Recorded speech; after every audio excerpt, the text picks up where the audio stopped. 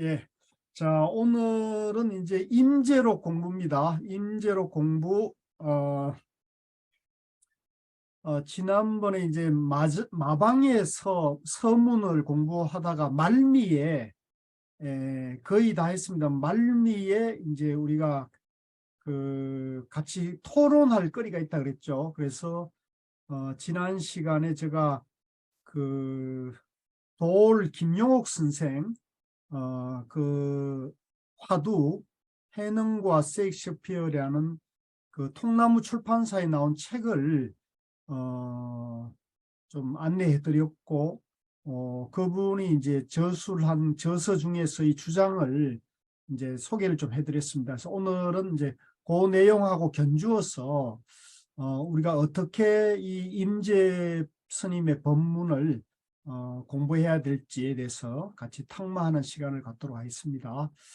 자, 편의상 제가 오늘은 제 얼굴만 내오도록 일단 할게요. 자, 이 교재는 이제 성철 스님의 임재록 평석입니다. 임재록 평석 85쪽에 25, 마방의 서문 25, 정법을 수전고 한려 변멸이로다. 나의 정법을 누구에게 전할까? 눈먼 나귀에게서 없어지는구나. 자, 요 얘기인데요. 요 밑에는 이제 성철스님 평석입니다. 그러면 임재 정법을 저 석가와 달마로부터 내려온 임재 정법을 누구한테 전하느냐? 임재 스님이 열반에 드시려고 할 때 삼성 스님에게 말씀하시기를 내가 죽고 난 뒤에 나의 정법 안장이 없어지지 않도록 하라고 하니 삼성 스님이 나서며 큰 스님의 정법 안장을 어찌 없애버릴 수 있겠습니까? 했습니다. 삼성해연 스님은 그 당시 임재 스님의 맞상자로 이제 우리가 통상 그 대선지식이나 큰 스님 문화의 맞상자 역할이 굉장히 중요하죠. 그래서 임재 스님의 맞상자로 나중에 임재록을 편집하였고 흥화 스님 못지않게 흥화 스님은 지금 이제 임재록을 편집한 분이죠. 근데 흥화 스님 못지않게 삼성해연 스님도 임재록을 또 편집하신 이름을 떨친 큰 스님입니다. 임재 스님이 묻기를 누가 너에게 법을 묻는다면 너는 어떻게 말하겠느냐 하니 삼성 스님이 할 하고 벼락같이 고함을 쳤습니다. 그러니까 이제 이 임재 스님이 이렇게 물으니까 맞상자인 삼성 스님도 서성과 같이 할 하고 벼락같이 고함을 쳤다는 거죠. 그러자 자 여기가 이제 문제 대목이 되겠는데요. 임재 스님이 나의 정법 안장이 한려 변멸이여 저 눈먼 나귀한테 가서 아주 없어지겠구나라고 했습니다. 자, 요게 이제 문제 대목인데요. 이 내용을 보면 임재 스님이 이제 누가 너에게 법을 물으면 너는 이제 삼성 스님이죠. 어떻게 말하겠느냐 하니까 삼성 스님이 할 했다는 거죠.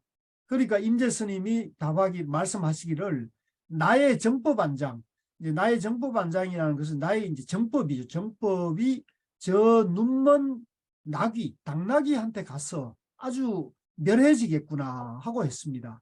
법을 전해야 하는데 사람도 아니고 눈먼 나귀, 아무짝에도 못 쓰는 어리석은 눈먼 당나귀한테 가서 정법 안장이 완전히 멸망해버리라고 한 것입니다. 자, 이 참 우리가 이제 언어 문자로서는 이해하기 어려운 본문이죠. 그렇죠. 이 임재 스님 그러면 당나라 시대의 당대 최고의 고성이고 또 임재종의 조사로서 임재 스님 이후에는 모든 선사들이 거의 대부분의 선사들이 임재종을 소방하고 나서거든요. 그럴 정도로 임재 스님의 정법이 천하를 풍미하게 되는데, 오죽하면은 여러분들이 잘 아는 베트남 출신의 틱약한 스님도 본인도 임재종 법맥을 이었다고, 임재종 법손이라고 우리나라에 와서 백양사 총림의 서옹방장 스님에게 그렇게 인사를 했다는 거 아닙니까?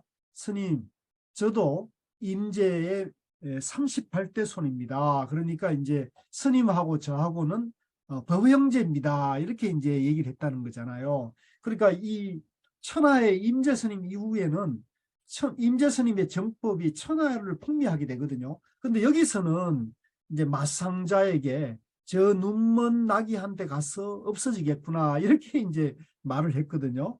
자, 그런데 밑에 내용을 성철스님 평석을 보겠습니다. 아니 삼성해영 같은 걸출한 제자가 할하고 고함치며 응대하면 아이고 내가 그만하면 법을 장하게 쓸 줄 아니 내 법은 삼성 너한테 가서 참말로 멸실되지 않도록 내가 법을 잘 전해라 하고 이렇게 말씀해 주실 법한데 정반대로 말씀하셨습니다. 삼성 스님은 정안을 갖춘 대조사인데 사람도 아니고 짐승 축생 중에도 눈먼 당나귀여 아 저런 놈한테 가서 내 정법 안장이 완전히 없어져 버리겠구나 하고 한탄스럽게 말씀하신 것입니다. 자 여기서 이제 그 성철스님 평석이 이제 들어갑니다. 하지만 임재 스님의 이 말을 이렇듯 피상적으로만 이해하면 상실실명하고 맙니다. 이제 상신실명이라는 것은 이제 몸을 잃고 목숨이 이제 목숨을 잃고 생명이 끊어진다는 거죠. 말은 동쪽에 있는데 뜻은 서쪽에 있기 때문입니다. 그래서 언제든지 이런 법문은 말을 따라가지 말고 꼭 말 속에 든 근본 뜻을 바로 깨쳐야 합니다. 그러니까 우리가 이제 선사나 조사들이 이제 법문한 것을 이제 보거나 들을 때 우리가 그 말에 따라가면은 다 쏟고 맙니다. 말에 따라가면은 언어 문자의 아르마리, 분별망상, 양변에 떨어지기 때문에 이제 이분법, 이원론에 떨어지는 거죠. 그렇기 때문에 이제 이원론에 떨어지면 나다, 너다, 있다, 없다, 깨달음이다, 미망이다, 선이다, 악이다 이렇게 이제 상대분별의 세계에서 이제 생사윤회를 끝낼 수가 없는 거죠. 이 생사윤회를 해탈하려면 일체 상대분별, 양변, 이분법, 이원론적 사고를 이제 깨야 되거든요. 끊어야 되는데 이제 우리가 이 말에 따라가면은 이분법적 분별 사유를 멈출 수가 없죠. 그래서 이제 이 말에 따라가면 안 된다. 자, 그러면 보통으로 볼 때는 법이 아주 없어져 버리겠구나 하고 말씀하신 것처럼 보이지만 사실은 그것이 아니고 저 깊은 뜻이 있습니다. 이 깊은 뜻이라는 것은 누구든지 임재나 삼성스님처럼 참으로 정법 안장을 확철히 깨쳐 일체만법에 자유자재한 대종사가 아닐 것 같으면 알지 못합니다. 자, 이제 임재스님이 마상자가 할을 하니까 나의 정법 안장이 저 나귀에게 가서 끝나겠구나 이렇게 이제 말씀하신 뜻은 그게 그런 뜻이 아니라 오직 우리가 조사들의 뜻을 깨쳐야만 알지 깨치지 못하고 분별 사유로 어느 문자의 이원론적 이분법적 사고로 그것을 알려고 쫓아가면은 결국은 본인도 목숨이 생명이 끊어지고 절대로 그걸 알 수가 없다는 거죠. 그럼 어떻게 해야 되느냐? 조사들의 화두공안을 깨쳐야 한다는 거죠. 조사들의 말을 따라가지 말고 그 말을 의심해서 화두공안을 타파할 것 같으면 저렇게 임재스님이 할하시고 또 삼성스님도 할하신 뜻을 깨칠 수가 있다는 거죠.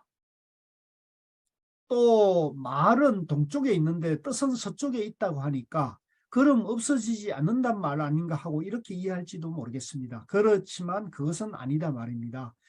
여기서는 멸이다 혹은 멸이 아니다, 없어졌다 혹은 없어진 것이 아니다. 이제 이것도 양변이죠. 이제 사라진다, 사라지지 않는다, 법이 없어진다 또는 없어지지 않는다는 양변의 이분법의 핵심이 있는 것이 아닙니다. 이 말 뜻의 말의 근본 뜻은 금방도 말했지만 임재스님이나 삼성스님 같은 대조사가 아니면 모릅니다. 임재스님의 정법 안장이 그때 다 없어져 버렸으면 어떻게 대조사들이 개개성성해서 대를 이어 그렇게 많이 나오고 임재족이 천하에 퍼질 수 있었겠습니까? 이것은 바로 깨쳐야 알지 그 전에는 모릅니다. 자, 우리 도반님들도 이 공부하면서 늘 말씀드리지만은 이 말의 논리적인 답을 말을 논리적으로 이해하려고 하시면 안 된다. 그러면 이제 선은 영 모르고 맙니다. 우리가 이 조사들의 법문 또 선어록을 바로 알려면 이 말을 떠나서 말의 본뜻이 말을 하신 조사들의 본래 마음이 어디 있는가, 이것을 이제 바로 알아야 되는 거거든요. 그래서 그걸 우리가 이제 바로 아는 방법을 이제 화두공안을 탑하고 화두공안을 참고해서 탑하는 길이 가장 빠르다는 거예요. 그래서 여기서도 지금 그 성철 스님께서 이제 그런 맥락에서 말씀하시면서 이제 그것도 이해 안 되시면 지금 여기에서 보면 이제 임재 스님이 삼성 스님이 하니까 나의 정법 안장이 저 나귀에게서 없어지겠구나 이렇게 말씀하셨지만 실제는 삼성 스님 이후로 이 임재 스님의 정법이 워낙 천하를 풍미해서 중국뿐만 아니라 이제 통일신라 고려 또 이제 일본 또 베트남 대만 이렇게 이 동아시아 불교에서는 이 선종 임재종이 주류가 되거든요. 그래서 우리가 잘 아는 조계종의 중흥조인 태고보우국사도 이제 고려시대 공민왕의 왕사였죠. 태고보우국사도 이 임재종 조사들에게 화두타파 하시고 난 다음에 가서 공부를 점검받고 견성성부를 인가받아 오지 않습니까?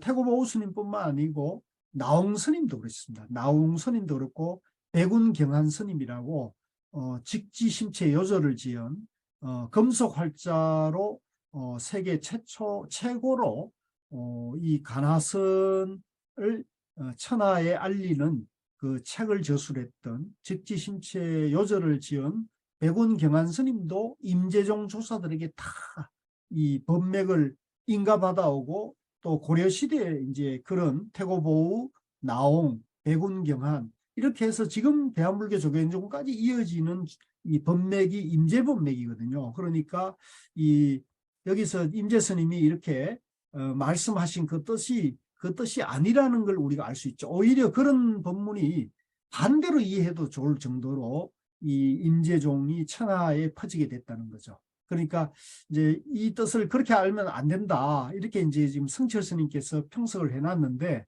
자, 제가 지난 시간에 예고해드린 대로 우리 도올 김용옥 선생님께서 여기 지금 도올 김용옥 선생인데 제가 표지를 이제 사진으로 찍어가지고 이렇게 이제 안내를 해드립니다. 이 책이 좀 나온 지 오래된 책입니다. 화두 해능과 셰익스피어라는 제목을 내셨는데요. 통나무 출판사에서 나왔습니다. 이게 이제 원어국권선사도 임재종 조사거든요. 임재종 조사인 원어국권선사의 벽암록을 이제 도올 선생님께서 아마 평석하시다가 며칠 안 하고 이제 끝났는데 그 평석한 제목을 이렇게 붙였어요. 또 참 재밌는 일이죠. 그런데 어쨌든 여기에 보면 제가 이걸 보고 이제 저도 놀랐고 고우 스님께서도 아마 이 책을 보셨던가 봐요. 그래서 제가 고우 스님께서 그 백일법문 하시면서 백일법문 강설 하시면서 도올 선생이 여기서 이제 하신 그 내용을 이제 보시고는 좀 한탄해 하시면서 이 도올 선생이 이걸 잘못 이해하신 것이다. 잘못 풀이하신 거다 한 대목이 있어서 그렇습니다. 자, 요거는 이제 아까 그 해능과 셰익스피어의 책 286쪽인데요. 지금 여러분들 잘 안 보일 수 있습니다. 제가 그래서 읽어드릴게요. 이게 사진으로 폰카를 찍어가지고 이렇게 올려놓으니까 아마 잘 안 보일 수 있는데 좀 양해를 바랍니다. 자, 요게 거의 끝부분에 있습니다. 선의 황금시대의 마지막 거장, 늙은 임제에게도 죽음의 그림자가 다가왔다. 이것도 이제 사실은 시대적인 분석은 저는 좀 안 맞다고 봐요. 오히려 선의 황금시대를 중흥한 분이죠. 선의 황금시대의 전성기에 있는 분이거든요. 이 임재스님 이후에도 뒤로 가서 이제 원호국군이라든가 또 대종고라든가 또 중봉선사라든가 또 그 선효를 지은 고봉선사 같은 그런 대선지식이 나오거든요. 그분들은 뭐 거의 임재스님으로 보면 한 200~300년 뒤에 나오니까 이것도 지금 이제 그냥 수사인 것 같아요. 늙은 임재에게도 죽음의 그림자가 다가왔다. 대명부의 흥화사 동당에 어둑어둑 거미가 깔렸다. 이제 임재 스님이 이제 말년에 이 흥화사로 가서 임종하시거든요. 열반에 드시죠. 흥화사에 이제 흥화 스님이 계셨습니다. 임종을 지켜보려는 제자들이 모여들었다. 임재는 모든 위의를 갖추고 근엄한 모습으로 앉아 말문을 열었다. 자, 임재 스님도 이제 앉아서 돌아가셨거든요. 그래서 그걸 좌탈임망이라 그러는데요. 내가 멸했다 해서 나의 정법 안장을 멸해서는 아니 된다. 이때 임재의 법사라는 것은 이제 법의 제자라는 얘기입니다. 삼성해연이 대중으로부터 나와 말씀드렸다. 어떻게 감히 스님의 정법 안장을 멸할 수 있겠습니까? 그럼 내가 죽은 후에 사람들이 너에게 정법 안장을 물으면 넌 그들에게 뭐라 대답하겠느냐? 이렇게 이제 요거는 요 대목을 이제 이렇게 각색한 거죠. 어록에 나오는 말씀을. 그러자 삼성은 큰 소리를 치르며 할하였다 이렇게 한 거죠. 그러니까 요건 이제 같은 얘기죠. 그러자 임재스님은 다음과 같이 마지막 말을 내뱉다. 이건 이제 마지막 말이 아닌데 이제 마지막 말이라 했어요. 아, 누가 알았으랴. 나의 정법 안장이 이 눈깔먼 비루먹은 망아지 새끼 손에서 멸망할 줄이야. 자, 이렇게 말했는데 이게 이제 멸망이라기보다는 멸할 줄이야 이렇게 되는 거죠. 그런데 자, 요거는 이제 도올 선생께서는 자, 이 말이 끝나자 임재는 단정한 모습으로 숨을 거뒀다. 이제 임재 스님이 이제 열반에 드셨다는 얘기죠. 삼성해연은 후에 바로 임재록을 지었다. 이제 삼성 스님이 임재록을 지었다는 건 아니죠. 임재 스님 법문을 이제 모으고 임재 스님 행장을 다 모아가지고 이제 그걸 할 때 아무래도 맞상자기 때문에 여러 문도 스님들이 이제 법문을 다 초를 모아가지고 전체적으로 총괄하는 거는 이제 삼성 스님이 하셨겠죠. 그러나 임재는 죽는 마지막 순간까지 이게 이제 문제대고입니다. 자신의 후계자 삼성에 대한 분노의 염을 삭히지 않았다. 자, 이거는 이제 도올 선생의 평가인데, 이거는 저는 도올 선생께서 이 임재록의 이런 임재 스님의 마지막 그 맞상자인 삼성 스님하고의 문답을 이건 완전히 오해하신 걸로 저는 보여지거든요. 성철 스님께서도 이렇게 보면 안 된다 그러신 거잖아요. 이렇게 하면은 이제 말 끝에 떨어져 가지고 이 조사들의 정법 안장을 다 이제 바로 보지 못한다고 했는데도 이제 이 도올 선생께서는 이 말에 떨어져서 그죠? 말에 떨어졌을 뿐만 아니라 임재 스님이 돌아가실 때 이렇게 자기 맞상자에게 분노하고 갔다 이렇게 얘기했는데 우리 부처님이나 조사 같은 도인들은 이 탐진치 그죠? 욕망과 그다음에 분노가 없어진 분이잖아요. 그걸 끊어서 완전히 열반에 성취하는 건데 그 열반을 성취한 분이 분노를 삭히지 못하고 갔다 이렇게 말한다면 이건 어불성설이죠. 이거는 저는 불교에 대한 기본적인 이해가 저는 좀 불교에 대한 기본적인 이해가 오해가 있는 것 같아요. 깨달음이라는 것은 이제 조사 또는 부처 또는 견성성불이라는 것은 탐진치 삼독심을 완전히 이제 없애는 거지 않습니까? 그러니까 그런데 분노를 했다는 건 말이 안 되죠. 진리에 대한 향심에 준열을 하면 우리는 엿볼 수 있다. 삼성이 할을 했다는 것은 바로 임재의 흉내를 낸 것이다. 이게 이제 흉내뿐만 이제 할을 하는 것은 요즘도 우리 그 큰 스님들이 선사들이 이제 상당 법문 하실 때 할 하는 분들이 있잖아요. 할이라는 것은 이 조사들이 선사들이 쓰는 법에 대한 뭐랄까 일구거든요. 법에 대한 일구인데 이거 할을 이제 마상자인 삼성 스님이 임재 스님이 했던 할을 썼다 그래가지고 임재 스님 흉내냈다고 하는 것도 이것도 이제 선의 조사선을 지금 모르고 계시는 거죠. 평생 임재가 빨아먹은 진부한 장남을 이런 것도 참 아주 비루한 표현 같아요. 임재를 할의 선풍의 주인공으로 규정하는 것은 임재에 대한 최대의 모독이다. 이런 것도 굉장히 자의적인 표현이죠. 임재는 바로 우리의 의미 없는 할을 지금도 정오하고 있는 것이다. 이런 것도 이제 제가 봤을 때는 우리 도올 선생께서 선을 이제 오해하시기 때문에 선의 종지에 밟지 못하기 때문에 이제 언어와 문자의 아르마리로 보기 때문에 이제 이런 오해가 있는 걸로 봅니다. 임재할 덕산방 임재는 무위의 진인일 뿐이었다. 나 도울은 마지막으로 묻는다. 이제 도울 선생이 약간 여긴 독백식으로 나와 있어요. 조선의 불자들이요. 그대들은 지금 여기 해탈의 심경으로 빠져들어가고 있지 아니한가. 이게 이제 마지막 결론입니다. 이제 마지막 결론인데 이 도울 선생의 책에 여기 마지막 끝 대목입니다. 여기 이제 1998년 7월 14일로 적혀 있네요.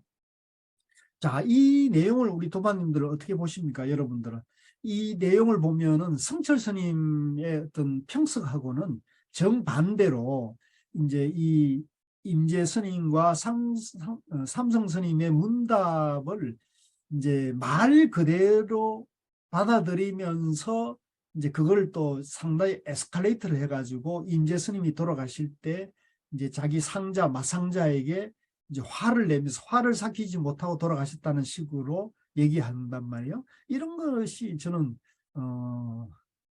너무나 큰 오해 내지는 선의 안목이 선의 종지에 눈이 어둡기 때문에 그런 것이다. 그러고 저는 보고 있거든요. 그래서 너무 안타까워가지고 우리 도반님들하고 한번 토론해 보자고 한 건데요. 물론 이제 다시 전제하자면 저는 이제 도올 선생님께서 뭐 불교, 유교, 도교 또 기독교까지를 망라해서 이 인류의 동서고금에 성인들의 의록이나 경전을 이제 해박하게 특유의 어떤 그런 총기로 사통팔달하면서 종횡무진 그런 것을 이제 해설해내고 또 원문을 가지고 이제 공부하시고 하는 면에서는 저는 그런 지식적인 능력에 대해서는 높이 평가하고 저는 뭐 그런 거에 비하면 뭐, 발언절에도 갈 수가 없는 그런 위치에 있죠. 그렇지만 우리가 이제 불교의 정견, 부처님의 깨달음에 대한 바른 안목, 할 정도의 정견과 선의 종지로 말할 것 같으면 제가 봤을 때는 우리 도울 선생께서 오히려 불교의 근본이 중도에 대한 이해도 거의 없는 것 같고요. 중도의 이해가 없으니까 선은 정말로 이해할 수가 없겠죠. 불교의 근본이 중도이기 때문에 중도를 모르면 선은 더 알 수가 없죠. 그러니까 지금 여기서는 줄곧 이 부처님 경전과 조사의록, 선의록을 이제 이 분별적 사유, 어느 문자에 이제 집착해서 그걸 아르마리로 해석하려고 그러니까 이런 망언들이 나오는 거죠. 그래서 지금 이제 우리 도올 선생께서 전에 제가 금강경 해설한 책이 하나 있고 이제 요 반야신경 해설한 건 최근에 나온 책이 있고요. 또 요거는 이제 벽암록을 해석하다가 매칭 못하고 끝내셨어요. 제가 봤을 때는 우리 도올 선생님께서 벽암록을 해석할 글을 선에 대한 안목이 없기 때문에 그건 아마 못하실 거예요. 야, 그 정도로 하고 우리 도반님들하고 같이 한번 토론하는 시간을 좀 가져볼까요?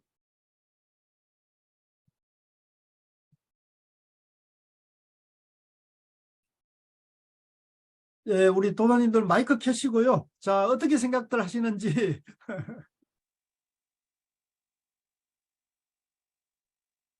어떻습니까? 하실 말씀 있습니까? 좀 누가 좀 보신 분이 계세요? 교수님, 예, 예, 홍적입니다. 예, 예, 저는 그 저번 주에 그 교수님이 이 어떤 그 새 아이템을 내주면서 예, 일주일 내내 왜 선생님이 왜 화를 했을까? 이게 화두가 됐어요. 예, 예, 왜 화를 했을까? 자기 원래 어떤 자기 그 병법 안정을 갖다가 드러냈었으면 더 좋았을 텐데 예, 왜그 임재 스님이 바라는 거는 어떤 자기가 그동안 병법 안정을 갖다가 법을 갖다가 표현하기 한 것이 하나의 어떤 그 할인데 삼성 스님으로서는 화를 그거를 안 보이고 어떤 그 삼성 스님의 자기 자신의 공부했던 거를 그대로 했었으면은 더욱더 좋았었지 않았나 그 생각을 많이 했거든요. 예, 근데 예, 이걸 보니까는 이거는 글자로 문자로 풀이를 해서는 안 될 것 같습니다. 우리 예, 예, 그렇죠. 예, 그래도 어느 정도 깨치니까 이거는 좀 봐야지만 이거는 충분하게 이해를 할 수 있지. 그냥 문자로 이거를 해석한다는 거는 상당히 어려울 것 예, 예. 그래서 성철 스님께서도 그렇게 평석하신 거죠. 예. 같아요. 예. 그래서 그걸 우리가 화두공안으로 공부해도 좋습니다. 예. 또, 또 누가 말씀하실 분 계세요?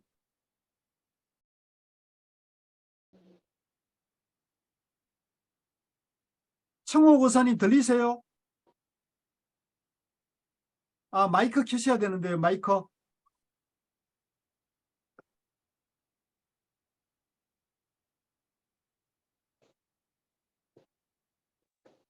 그 마이크로 표시되어 있는 걸 살짝 누르면, 예, 안 들려요. 소리가 안 들려요. 마이크를 켜셔야 돼요.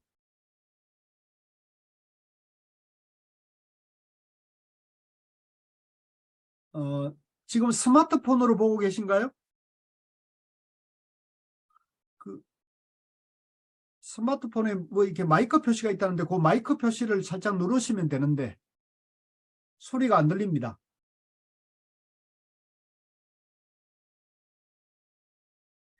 자, 우리 다, 예. 아, 예, 이제 되네요. 예, 이제 예. 들립니까? 예, 잘 제가 들립니다. 예, 서툴러 가지고요. 예, 예. 아유, 뭐, 누구든지 서투르죠. 이제 조금 하면 서툴러서 익숙해질 그렇습니다. 겁니다. 예. 예. 아이고, 이 교수님께서 다 하셔가지고 뭐 더 이상 부언할 것은 없는 것 같고요. 예, 예. 예. 아무튼 그 도울 스님은, 도울 선생님은 조금 이렇게 불교에 대해서 좀 폄하하고 싶다든가 모르면서 폄하하고 싶은 그런 생각이 조금 있었던 것 같이 보입니다. 예. 아니, 이분은 불교를 좋아하는 분인데 선에 대해서 좀 폄하할 생각인가 봐. 예, 예, 그런 것 같습니다. 선에 대해서는 좀 안목이 없으신 것이 이제 제가 이번에 확실하게 이제 알게 됐어요. 예, 예. 우리 또 다른 도반님들 뭐 좀 하실 말씀 없으신가요? 교수님께서 너무 잘 말씀해 주셔갖고요. 뭐, 따로 지금 개인 소견을 또 말할 그런 건 없지 싶은데요. 하여간 표현하신 뭐 언어라든지 이런 걸 보면은 진짜 중도법에 대한 이해가 전혀 안 됐다 하는, 저희들이 뭐 많이 알지는 못해도 중도법하고 인연이 돼가지고 공부를 해본 현지에서는 너무 미흡하다는 그런 표현들이 많아가지고 좀 황당하게 들렸습니다. 안 그래도. 네, 좀 황당한 면이 있죠. 그러니까 예. 좀 안타깝습니다. 이런 뭐 그 대철학자이고 대석학이라는 분이 선에 대해서 이렇게 그 안목이 없어가지고요. 근데 이제 우리 또 불자들뿐만 아니라 요즘은 스님들도 도올 선생 강의를 듣는 분들이 많거든요. 그런데 뭐 보니까 어디 초청에서도 강의도 뭐 스님들이 수백 명이 듣고 오시는데 아 이래가지고 되겠나 이런 생각이 들어서 저는 제가 일부러라도 이렇게 좀 유튜브를 만들고 좀 우리 도반님들에게도 좀 자극이 좀 되라고 공부 열심히 하자고 우리 제가 불자들이라도 공부 열심히 하자고 지금 그렇게 해서 만드는 겁니다. 예. 네. 예. 우리 곽종분 도반님이나 송계행 도반님, 일심각 도반님도 하신 말씀 어떠세요? 그래서 제가 예, 도울 선생님 이거 들으면서 어떤 생각을 했냐면, 예, 우리가 중도 공부를 모르면 저렇게 철학자이시면서 학문이 높다고 하시는 분들이라고 해서 우리 선에 대해서 저렇게 말씀을 하시잖아요. 근데 예, 그걸 우리가 제대로 지혜롭게 받아들이려면 내 자체가 그 중도에 대한 바른 정견이 완전히 서야 된다는 생각을 되게 많이 그렇죠. 하게 되고요. 예. 그렇죠. 그랬을 때 저런 분들이 말씀을 하시는 걸 듣고 모른다면 곧대로 받아들일 수가 있잖아요. 예, 그래서 그렇습니다. 받아들이는 데가 중도 정견을 바르게 서야 되는구나, 이런 생각을 더 많이 하게 됐어요. 그렇습니다. 그 우리 자신이 우리 제가 불자들이 그 중도를 확실히 공부해서 정견을 세우지 않으면 저렇게 그 스펙 좋고 그죠? 또 네네. 화려한 입담을 자랑하시는 분이 말아서 네. 이렇게 막 이렇게 네. 그 우리 저 임재 스님이 돌아가실 때 저렇게 상자인데 하늘을 품고 갔었다 이런 식으로 허무맹랑한 말을 하면 다 우리 속죠. 네. 그건 말이 안 되는 거지 않습니까? 네. 그 뒤로 얼마나 임재 스님이 그 찬탄되고 우리 동아시아의 임재 스님 그러면 이 달마 조사에 비견할 정도로 그죠? 큰 조사로 들어가서 우리나라 스님들이 다 그 큰 스님들 열반에 들면은 그 열반할 때 제를 지낼 때 그죠? 달에 할 때 보면 다 임재 몇 손 뭐 이렇게 다 얘기를 하거든요. 그러니까 그거는 이 우리 조계종이나 우리 선에 대한 아주 기본적인 이해도 갖추지 못한 아주 어리석은 말씀이라 가지고 제가 그냥 넘어갈 수 없어서 이런 유튜브라도 만들어야겠다 생각했어요. 네. 예. 자, 그러면 우리 송계행 도마님 어떠세요? 저는 뭐 제가 잘 알지는 못하는데 감히 말씀드리기는 그렇긴 한데요. 저는 그 도울 선생님, 도울 그 분이 이걸 쓴 시기가 한참 전이었잖아요. 그렇죠. 네, 그래서 오래 전이라서 그때 그 당시에 쓰실 그 시점에서는 그런 선지가 없으셨을 것 같고요. 예. 지금 현재는 또 어떻게 바뀌셨는지 잘 모르겠지만 이 시점으로 봤을 때는 선지가 없으셔서 약간 좀 과하게 말씀하시지 않으셨나. 그래서 그 조금 전에 이제 일심각 보살님이 말씀하신 것처럼 우리가 정신 바로 차려서 잘 공부를 해서 제대로 알려줘야 되겠다는 생각도 좀 많이 들고 있습니다. 그렇습니다. 예. 우리 깨어있는 불자들이 많이 있어야 되지. 안 그러면 저런데 휘둘려 가지고 다 눈먼 봉사가 엉뚱한 소리 하면 다 그런갑다 이렇게 되잖아요. 그죠? 네, 맞습니다. 예, 그 맹구 우목 그 우리가 눈먼 봉사 따라가면 전부 눈먼 봉사들이 강으로 갈 수밖에 없는 그런 어리석은 경우가 나타나죠.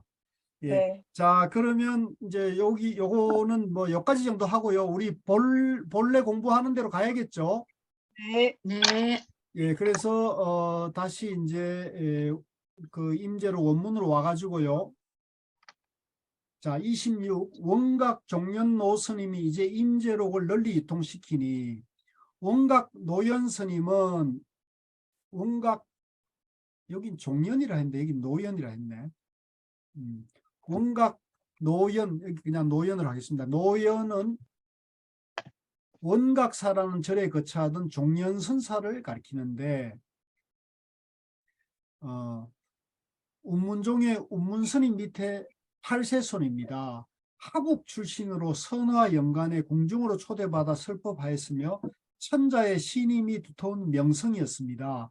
자, 여기 보면은 이제 이 원각 종련 스님도 운문종 조사인데도 운문종 노스님인데도 이 임재록을 편찬했다 그러잖아요. 그러니까 얼마나 이 임재 스님 법에 대한 그 후대에 얼마나 주목받고 찬탄받고 존중받았는지를 우리가 알 수가 있죠. 그 종년 스님이 임재록을 수집해 1120년에 다시 펴냈습니다. 이제 원각사의 늙은이가 임재어록을 수집해서 천하에 유통시켰다는 것입니다. 자, 우리가 이제 사실은 그 임재 스님 법문이 굉장히 고준하고 또 바른 안목을 갖춘 것을 우리가 알 수 있는 것은 임재록이 지금까지 전해졌기 때문에 그랬겠죠. 만약 이게 중간에 사라져 버렸다면, 그죠? 우리가 임재 스님이 그렇게 위대한 법문을 하신 줄 모르죠. 그래서 이 책을 중간에 책을 편찬해 가지고 이렇게 유통시켜 낸 분들도 굉장히 좋은 역할을 한 겁니다. 예. 고마운 분들이죠. 그런데 이런 참 이 망언에 가까운 얘기를 한다는 거는 너무나 안타까워요. 제가 봤을 때는 뭐 우리가 사상의 자유가 있으니까, 그죠? 뭐 이렇게 볼 수도 있고 저렇게 볼 수 있는데, 적어도 선에 대해서는 우리가 선 공부하는 사람들이, 선을 체험하고 실천하는 사람들이 이런 거에 대해서는 우리가 얘기해 줄 수 있어야 된다 생각을 해봤습니다. 자, 27. 내용을 자세히 점검해 보건대 참으로 틀림없도다. 내용을 자세히 점검하고 검사해 보니, 이제 아까 종년 스님이 이제 임재록을 그 편집해 가지고 유통을 시키는 그 책을 이제 마방이 이제 그걸 다 훑어봤다는 얘기죠. 글자든 뜻이든 무엇이든 간에 잘못된 부분이 하나도 없이 아주 완벽하다는 말입니다. 실제에 있어서 원각 종년 선사 전에도 임재록이 전해지기는 했지만 이렇게 널리 천하에 유통되지는 못했어요. 그런데 원각 종년 선사가 원을 세우고 임재록을 펴내서 천하에 유통시켰습니다. 출판을 하다 보면 그래도 혹 착오가 있을 수 있고 글자도 잘못되고 와전도 될 수 있다는 말입니다. 그렇건만 모든 것을 어떻게 정밀하게 잘했는지 아무 착오도 없이 완전한 임재록을 전했다는 말입니다. 자, 이제 이만큼 이 원각 종년 선사가 임재록을 아주 이제 잘 어록을 잘 만들어 가지고 세상 사람들이 누구든지 볼 수 있도록 그렇게 전했다는 것, 공덕을 찬탄하고 있습니다. 자, 28. 오직 한마디 하를 남기노니 오히려 헤아려 보아야 할지니라. 자, 요게 이제 임재 스님이 남긴 임재 종풍이죠. 임재 스님은 인문 변할, 찾아오는 사람에게 누구에게나 할을 하였는데, 할한 이것, 고함 한번 확 지른 이것만은 상뇨 상량, 아직 더 상량을 필요로 합니다. 이리저리 행야설 수야설 하면서 무슨 잡된 말들이 들어가지는 않았나 살펴보아야 한다. 아이고, 이 순서가 바뀌었네요.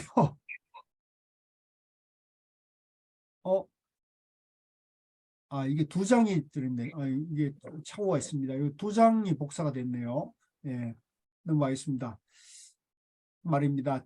진짜 법문은 일할하는 거기에 다 있고, 그러니까 성철 스님 보실 때는 임재 스님의 법문은 할 이거에 다 있다는 거죠. 그 외에 여러 가지 법문은 부득이해서 방편으로 한 것이므로 여기서 알아야지 일할 이 뜻을 모를 것 같으면 임재록을 전부 다 외우더라도 실제 임재의 뜻은 모르는 것입니다. 저는 요 성철 스님 법문을 도올 선생인데 돌려드리고 싶어요. 그 삼성 스님이 그 한 것이 바로 임재 스님이 그동안의 모든 법문이 여기에 한마디에 딱 담겨 있는데, 그죠? 이거 우리도 그 정도는 알잖아요. 그런데 이걸 모르면 임재록 전부를 달달달 외우더라도 임재 스님의 마음은 모르게 되는 거죠. 지금 도올 선생께서 그렇게 말한 거는 괜히 도올 선생께서 그런 애써서 책을 그렇게 지어놓고 그냥 본인 눈이 멀었다는 걸 그렇게 고백하고 있는 것 같아서 너무 안타깝습니다. 도올 부처님 제발 그 착각에서 깨어나시길 바랍니다. 그래서 누구든지 임재 스님의 말을 따라가지 말고 임재 스님이 소리 한번 지른 이 일하를 분명히 바로 깨쳐야만 임재 스님의 법을 알 수 있는 것이지 말을 따라가기만 해서는 안 된다는 겁니다. 이제 도올 선생 같은 분은 말을 따라간 거죠. 그래서 우리 도반님들도 이 선어로 또 부처님의 경전을 볼 때는 이 언어 문자에서 사유 분별로 아르마리 분별 사유로 이 뜻을 알려고 하면 안 돼요. 물론 그 분별 사유를 우리가 일단은 안 쓸 수는 없죠. 안 쓸 수는 없지만은 이 부처님의 깨달음이나 조사들의 이제 도는 그 분별 사유를 통해서 분별 사유가 끊어져야 우리가 마음으로 체험하고 실천을 해야 되는 거죠. 그래서 밥 얘기를 첫날 뱃날 해도 자기 굶주린 배가 부를 수 없잖아요. 밥 이렇게 해도 자기 배, 줄인 배를 채우려면 밥을 지어서 자기가 한 숟가락 먹어야 되잖아요. 그죠? 그러니까 그렇게 해야지 지금 이 말을 따라가 가지고 문자를 따라가서는 아무런 이익이 없다. 예, 그걸 다시 한번 그걸 임재 스님이 그걸 깨우치기 위해서 하신 거죠. 다른 뜻이 있는 게 아닙니다. 자, 29. 알아노니 안목 갖춘 성객들은 부디 임재 스님의 가르침을 잘못 말하지 말지어다. 이게 계속 이 마방에서 서문에서도 그러고 성철 스님도 그걸 신신당부하죠. 구안설류 바른 눈을 갖춘 선수행자 물이라는 말입니다. 눈을 갖춘다 하면 보통 양쪽 눈 이것만 가지고는 안 되고 참으로 법안, 해안, 정법안을 갖춰야 한다는 말입니다. 이 정법안이라는 것이 어디에 붙었느냐 하면 저 정문, 정수리에 붙어 있습니다. 근데 눈은 보통 우리 눈에 이게 얼굴 앞쪽에 붙어야 되는데 정수리에 붙어 있다. 이 정법안이라는 것이 어디 정수리에 있다. 정문에 무슨 눈이 있어 정문에 눈을 갖추라 하는가. 실제 있어서 보통 사람이 가지고 있는 양쪽에 박힌 그 눈으로 봐서는 임대록을 억천만급이 지나도 결코 보지 못합니다. 그 눈으로 봐서는 보이지 않습니다. 하지만 확철이 깨칠 것 같으면 어떤 눈이 생기느냐 하면 저 정문의 눈이 하나 크게 뚫려요. 이 정수리에 제3의 눈이 뚫려서 삼천대천세계를 비춥니다. 그는 참으로 정안을 갖춘 설유일진데 기무잠거 임재 스님의 법문을 잘못 전하지 마라. 속이지 말라는 말입니다. 이거 참 조심해야 됩니다. 공연히 자기도 알지 못하면서 쓸데없는 사량복탁, 번뇌망상을 가지고 임재 스님 법이 이러니 저러니 한다면 우리가 지금 앞에 봤죠? 누가 그랬는지 봤죠? 예, 자기가 바른 안목 갖추지 못하면서 망념으로 아르마리로 임재 스님 법이 어떻다 저렇다 하면 저렇게 회계망측한 그야말로 구업을 짓는 것이죠. 그러니까 저 같은 사람이 손가락질하는 거죠. 이 도올 선생이 그렇게 공부 많이 하신 분이 이런 어처구니 없는 구업을 지었구나 이렇게 이제 하는 거죠. 임재 스님의 법만 망치고 마는 것이 아니라 자기 자신이 먼저 그러니까 내가 봤을 때는 도올 선생이 거기서 막 그냥 제가 봤을 때는 도올 선생이 거기서 죽는 거예요. 도올 선생이 그 알량한 아르마리가 도올 선생을 스스로 지금 지옥 속에 가두치게 합니다. 제 눈에는 너무나 안타깝습니다. 참으로 정수리에 이마 한가운데에 정법안을 갖춘 매서운 납성이 아닐 것 같으면 임재록을 천년만년 외우더라도 끝내 이해를 못하고 맙니다. 그러니까 누구든지 이 임재록을 보는 이라면 정문안을 갖추고 조금도 그릇됨이 없이 법을 전해라. 바로 전하려면 확철이 바로 깨쳐야 하고 바로 깨치기 전에는 모른다 이 말입니다. 그래 바로 깨치려면 공부를 부지런히 해야 될 일 아니겠어요? 공부하지도 않고 어찌 깨칠 수 있나요? 그러니까 누구든지 여기에서 지금 법문을 듣고 있는 사람들도 어떻게 해서든지 화두 공부를 부지런히 해가지고 확철이 깨쳐 임재 스님 법을 바로 알아야 합니다. 그러하기 전에는 내가 미래급이 다하도록 귀에 못이 박히도록 아무리 얘기를 해봐도 우비독경이야. 쇠코에 경일그 쇠기에 이 왜 쇠코라 그랬지? 쇠기죠. 그죠? 우비는 쇠코네요. 네. 우이독경인데 우비독경이야. 아, 일부러 코라고 한 겁니다. 예, 네. 이 코 일부러 그렇게 하셨겠네요. 일부러 한 거예요. 쇠코에 네. 경 읽어주는 것과 마찬가지다 이 말입니다. 쇠기의 경을 읽어도 안 되는데 쇠코의 경을 읽어주었어야 무슨 소용이 있나요? 아무 소용없단 말이네요. 그래서 실제 임재 스님을 아느냐 모르느냐, 이 본문을 이해하냐 못하냐 하는 것은 공부를 부지런히 해 바로 깨쳐야지. 깨치려면 우리가 아르마리가 끊어져야 되잖아요. 그죠? 예, 어느 문자를 끊어야 되는데 어느 문자 안에서 이제 이 공부를 도울 선생 같이 어느 문자 안에서 공부를 하면은 이 임재록은 이제 아무리 달달 외워도 소용없다는 얘기죠. 바로 깨치지 못한다면 임재록뿐 아니라 팔만대장경을 거꾸로 외우고 뭐로 외워도 아무 소용없습니다. 그래서 저도 이제 이 임재록을 우리가 이렇게 지금 강독을 하고 있는데 성철 스님께서 다행히 이걸 평석을 해놨기 때문에 우리가 좀 쉽게 공부할 수가 있죠. 안 그러면 임재록 공부하기가 참 어렵죠. 그 금강 스님께서도 임재록이 참 어렵다고 그런 말씀을 하시더라고요. 그래서 다행히 우리는 성철 스님께서 한번 정리해놨기 때문에 그죠? 좋습니다. 자, 이제 마방이 선화 경자는 한과의 삼가 쓰다.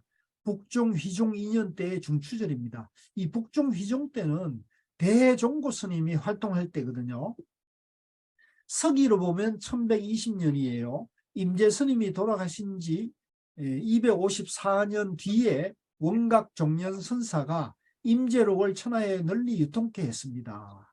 그렇다고 그 이전에는 임재록이 천하에 유통되지 않았냐 하면 그건 아니에요. 조금씩 뺏겨 쓰고 했지만 이렇게 천하에 널리 유포된 것은 임재 스님이 돌아가신 지 254년이나 후의 일입니다. 그러니까 임재 스님이 아까 우리 도울 선생께서는 임재 스님이 큰 한을 마상자인데 큰 한을 품고 돌아가셨다고 그랬는데 오히려 그 마상자를 비롯해서 많은 그런 훌륭한 제자들이 임재 스님의 그런 도를 정법을 널리 펴기 위해서 애를 쓰셨고 254년 지난 후에는 전부 임재종 천하가 됐습니다. 아까 그 종년 스님이란 분도 운문종 스님인데도 불구하고 그런 능력이 있으니까 그죠? 황제에게도 존경받는 정도의 그런 큰 복덕이 있는 분이니까 이제 임재록을 편찬해 가지고 널리 유통시키는 그런 큰 일을 하신 거죠. 그게 이제 전부 정법 안장이 널리 우리 도울 선생이 걱정했던 바와는 반대로 널리 천하에 퍼졌다. 그래서 마장의 서문을 마칩니다. 이렇게 했습니다.